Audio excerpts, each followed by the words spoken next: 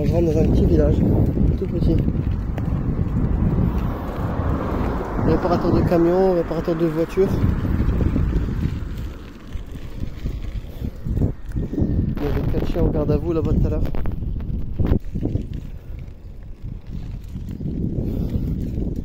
Des petites maisons là.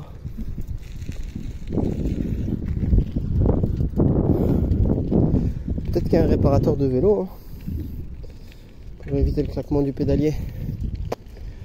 Après il faut savoir si est-ce qu'ils vont être ouverts demain ou pas. مركز الفارس لقطاع غيار جميع أنواع السيارات. Voilà, vendeur de pièces détachées. Voilà, j'ai fait un brin de toilette, changement de t-shirt.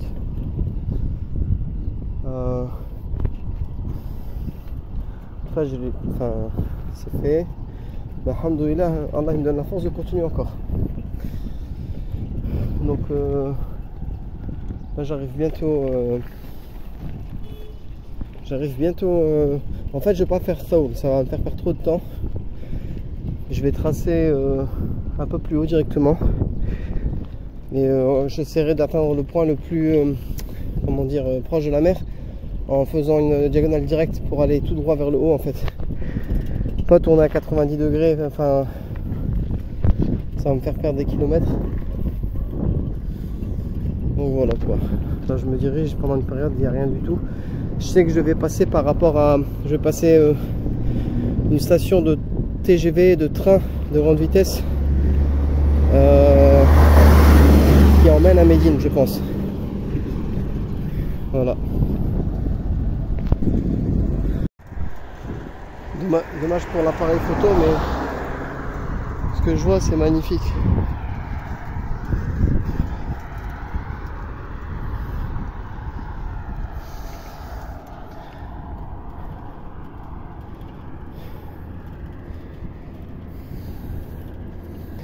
Voilà, je me mets comme ça, j'écoute des contenus YouTube, d'autres comptes, ou des dolos, ou des bonnes paroles en rappelant Allah Azzawajal.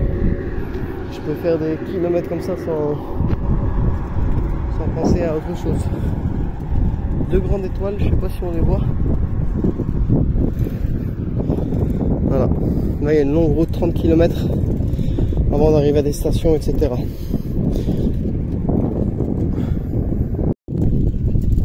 Vous entendez le clac-clac? C'est mon pédalier, c'est l'axe du pédalier qui flotte. J'espère vraiment que ça va tenir. Si ça tient pas, je tombe en panne, subhanallah, alhamdoulilah, c'est tout. Je suis obligé de prendre un taxi ou demander à quelqu'un de prendre mon vélo. Un passant quoi.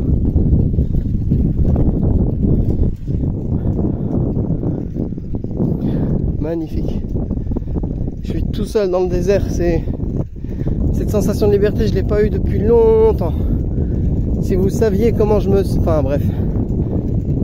Une liberté comme j'ai jamais eu.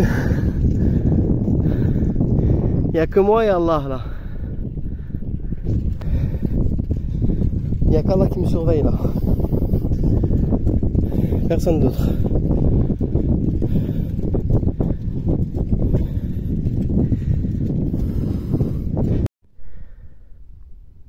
Petite montée là, je me repose. On entend les coqs. Alors question, bien sûr les connaisseurs y seront. Mais qu'est-ce qui se passe quand les coqs à l'aube, on les entend faire leur bruit? Je sais pas comment on dit en français, j'ai oublié. Bon, il y a des chiens.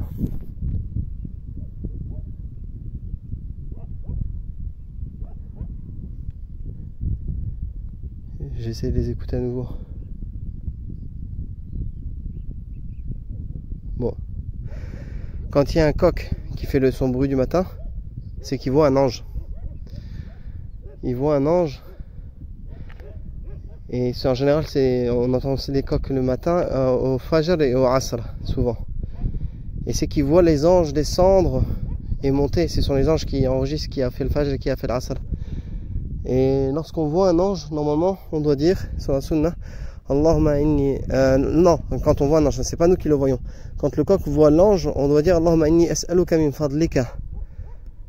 Parce que là, il est en train de voir un ange et on demande à ce moment-là, on demande à Allah, Allahumma inni as'aluka min fadlika. Oh Allah, je te demande de ta grâce. Voilà. Au moins, vous. Dommage, j'aurais voulu vous faire écouter le coq. Il doit y en avoir un seul.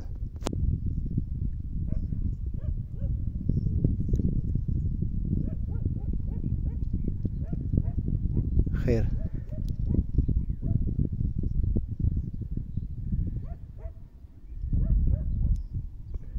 Je sais pas si vous avez entendu.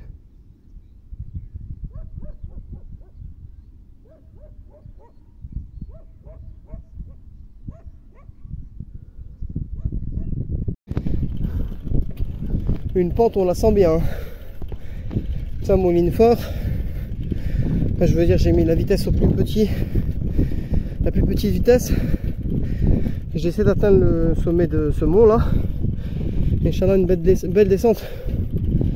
Mais je sais pas si je vais terminer à pied. Ouf. Alhamdoulilah. Eh ben non, je termine à pied. J'arrive pas à la finir.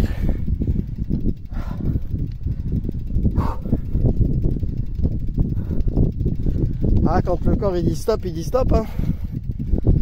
Alhamdoulilah. Faut les monter les 40 kilos. Après, j'ai pas un vélo, un véritable vélo de trekking, de trek. Je suis sûr que j'aurai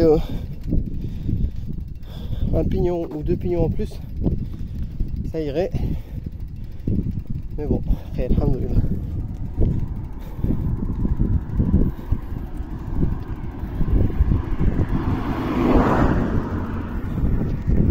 Petite pause.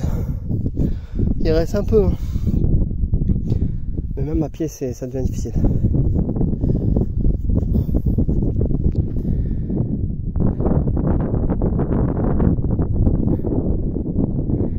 Après le Fajr, j'ai jamais grand monde.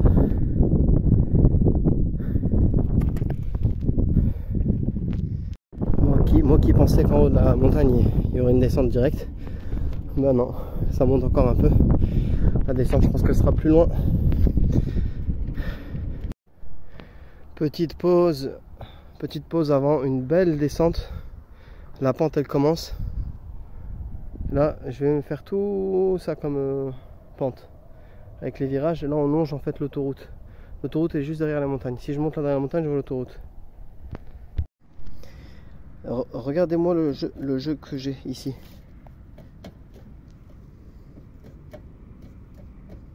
Vous voyez la pédale, l'axe comment il bouge?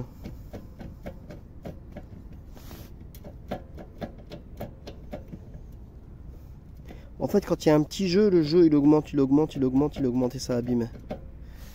Je sais pas si je vais savoir terminer. Là, je vais faire la descente, là, la fameuse descente. Ah, les descentes, c'est le meilleur. Je sais pas combien je suis là.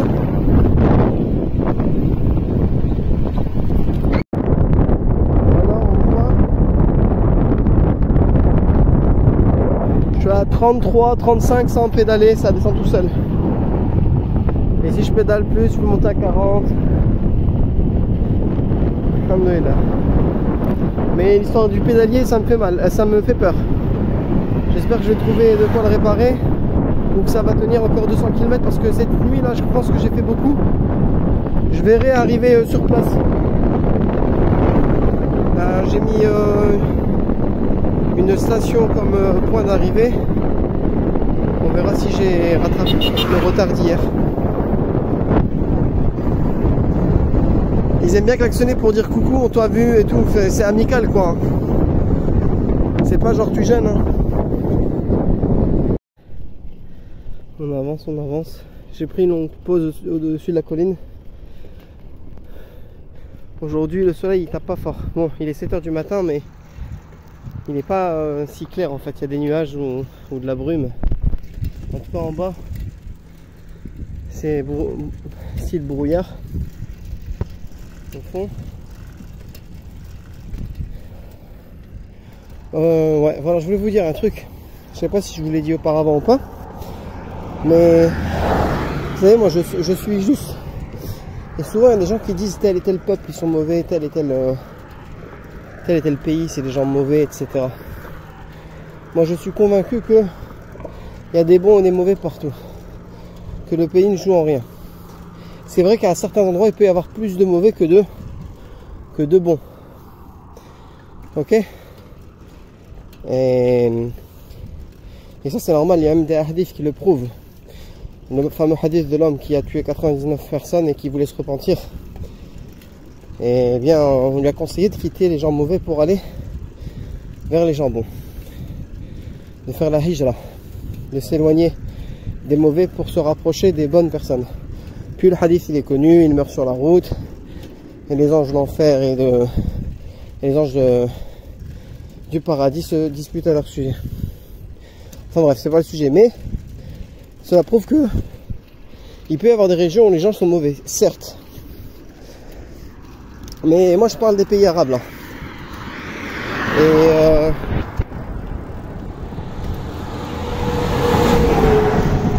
Et en fréquentant un peu tous les pays arabes que j'ai fait,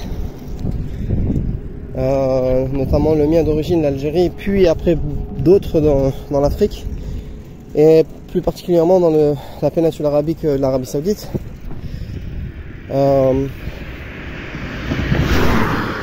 Je peux vous dire que en fait il y a un phénomène mondial qui se passe. C'est que il va y avoir des mauvaises personnes un peu partout sur Terre.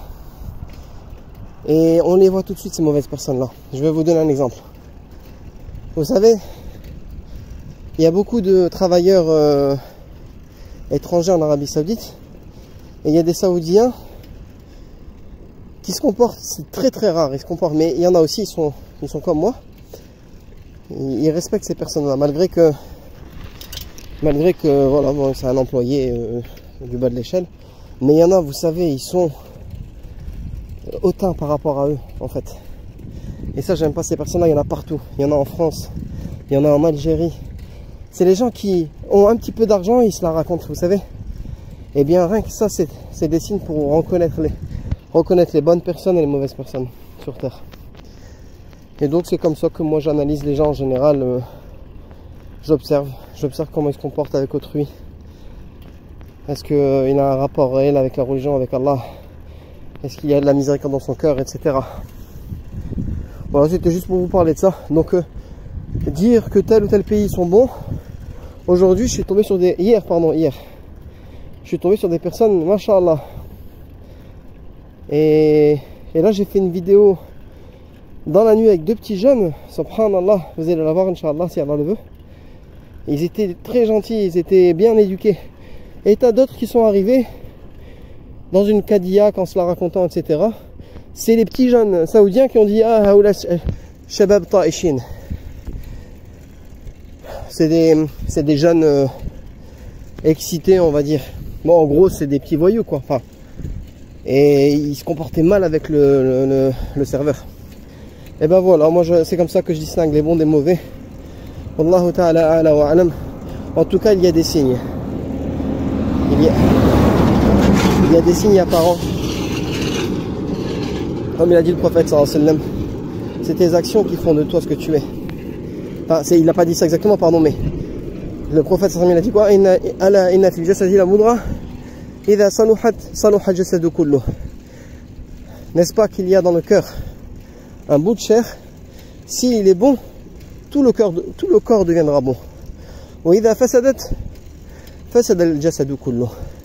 Et s'il est mauvais, si ce cœur-là devient mauvais, ce morceau de chair, il n'a pas dit cœur maintenant, si ce morceau de chair il devient mauvais, eh bien, tout son corps deviendra mauvais. Et après il dit c'est quoi? Il dit ala wa hiya al-qalb, je pense c'est au féminin, hiya al-qalb أو هو القلب لا أدري. Il dit n'est-ce pas que c'est le cœur, n'est-ce pas que c'est le cœur. Donc quand tu as un bon cœur, les savants ils en ont compris, et j'en comprends ça aussi, que les bonnes actions en fait sont les preuves d'un corps bon. Attention, ça reste une généralité, hein. Et les mauvaises actions sont la preuve d'un mauvais cœur. Bien sûr, après, on ne peut pas être sûr quand on ne connaît pas l'oreille, on ne connaît pas le contenu des poitrines, car il y a ce qu'on appelle les hypocrites. Il y a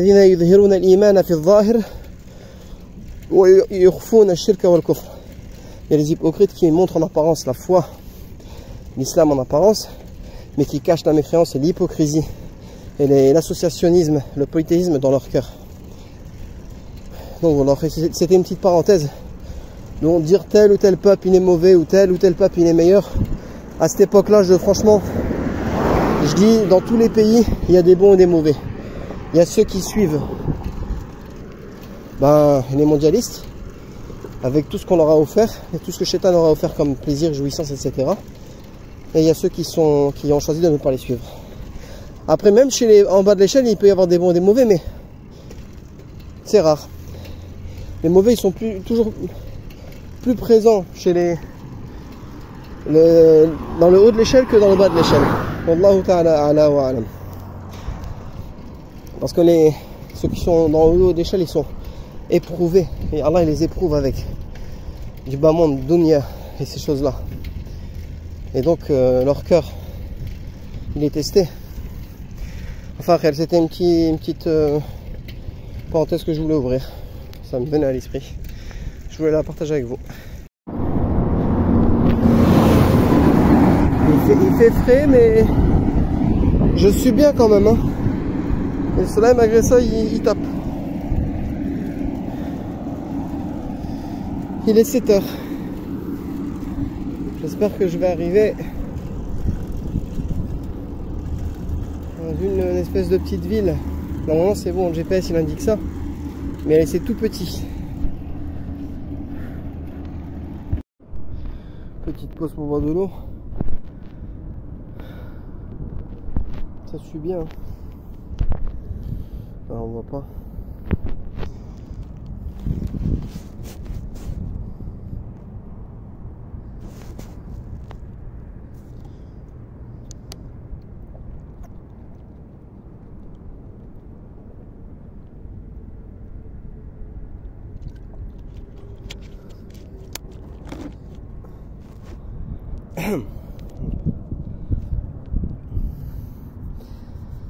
Je vais regarder en direct combien il me reste. Comme ça vous êtes au courant de tout. J'ai mis ce qu'on appelle un cuissard, je crois, pour les cyclistes. C'est l'espèce de caleçon avec des espèces de mousse pour rembourrer au niveau du postérieur. Et je vous assure que j'ai mal choisi la selle, parce que je crois qu'aujourd'hui j'ai dépassé les 100 km. Il me reste 19 km. J'ai dépassé les 100 km et je peux vous dire que quand on fait plus de 100 km et qu'on n'a pas un bon équipement adapté, on le sent, ça fait mal. Voilà, la route elle est serrée, c'est à double sens. Donc ça passe, vous l'avez remarqué de toute façon. Quand j'entends des camions venir de derrière et quand j'en vois arriver devant, je me mets à rouler un peu sur le côté. Ou des véhicules. Quand il y a deux camions qui se croisent, je peux vous dire qu'il ne reste pas beaucoup de place. Bon, qu'il y ait le permis poids lourd aussi. Donc il suffit que là tu ne regardes pas en face. Et il reste dans sa zone. J'ai l'impression que c'est une zone... Ah, là j'avance plus. Ah. Il n'y a que des poids lourds qui passent depuis tout à l'heure. Ouais, rouler là c'est pas possible. Ici encore ça passe et encore, mais juste à côté c'est du sable. Ouais, donc quand deux poids lourds se croisent, il reste plus grande place dans la route ici. Après il y a aussi le fait de dépasser son poids idéal. Ça aussi ça joue, hein, par rapport, je parlais du siège, là je reviens sur ça. Je sais pas si vous avez vu la vidéo avec Khabib, mais il nous croise, on se croise, et ben là, en fait j'avais un tout petit peu de ventre, on va dire j'ai pris 10 kilos par rapport à mon forme, et voilà quoi. Donc ces 10 kilos là en plus, bah, je les sens maintenant, mais je suis en train de les perdre là. D'ailleurs hier je me suis permis une glace, mais les calories que j'ai brûlées cette nuit, je pense que je vais même pas l'avoir passé la glace. Et je vous embête. Allez, salam alaikum. Je dis vers la droite parce que moi je vais emprunter la route menant par la mer, donc forcément je vais, à un moment donné, je vais passer au-dessus de la voie ferrée ou en dessous de la voie ferrée. Ça, selon les plans là, le pont et la route qui passe au-dessus de nous, on va croiser la route, l'autoroute qui emmène à Médine. Et on va aller jusqu'à aussi au train. Donc je me suis trompé par rapport au train. Dans la vidéo où j'étais dans le désert, je crois que je l'avais dit à un moment donné, la vidéo intitulée à 42 degrés dans le désert et seul. J'avais dit qu'elle était sur ma droite, mais en fait elle était sur ma gauche. Et après il y a plus loin ça croise en fait, ça tombe vers la droite quoi.